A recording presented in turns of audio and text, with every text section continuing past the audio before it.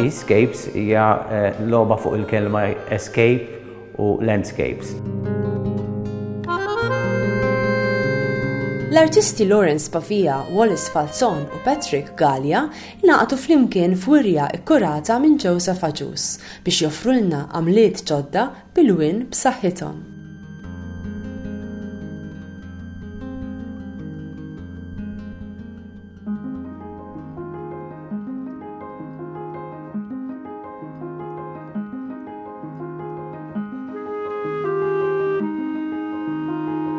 Bħala medium nuża l-akrilik. L-kwadri huma akrilik on canvas u huma kollha biex ngħidlek kif ġaħat landscapes.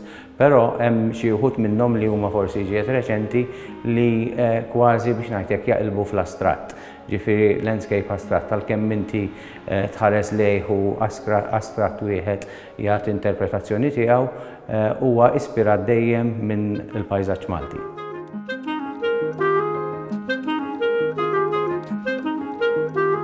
U jiena persuna li nħobb ħafna l-kulur. U dejjem infittex il-kulur ħanajtek kważi li ma jeżistix, il-kulur moħbi li wieħed jara fil-pajsaġġ Malti. U dak li qed nipprova nagħmel fil-kwadri tiegħi.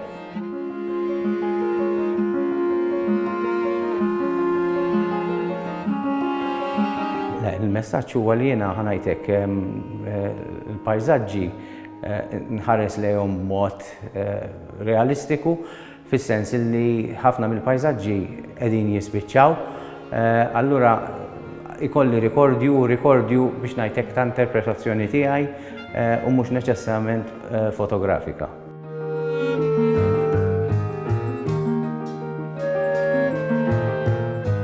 L-arti ta' Wallace Falzon hija taħlita ta' skultura u anka pittura. Fil-pittura ovvjament tirrifletti wkoll il-pajsaġġ Malti.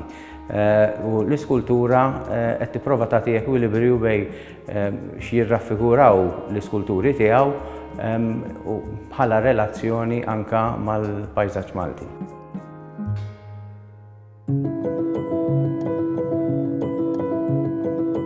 X-xogħol ta' li qed nuri f'din l-esibizzjoni huma xogħlijiet b'linja dritta u ħafna kuluri. Xi kultant il-kuluri huma daqsxejn violenti, aggressivi, però joħolqu kontrast minn dak li huwa fir-realtà ssib. Mhux neċessarjament li s-sema ħassiba ċelesta kif nafuha llum jew inkella l-bini ikun kulur id-deb, imma ssib kuluri diversi li jiena nuża fit-taħlita ta' kuluri li nuża fil-pittura tiegħi.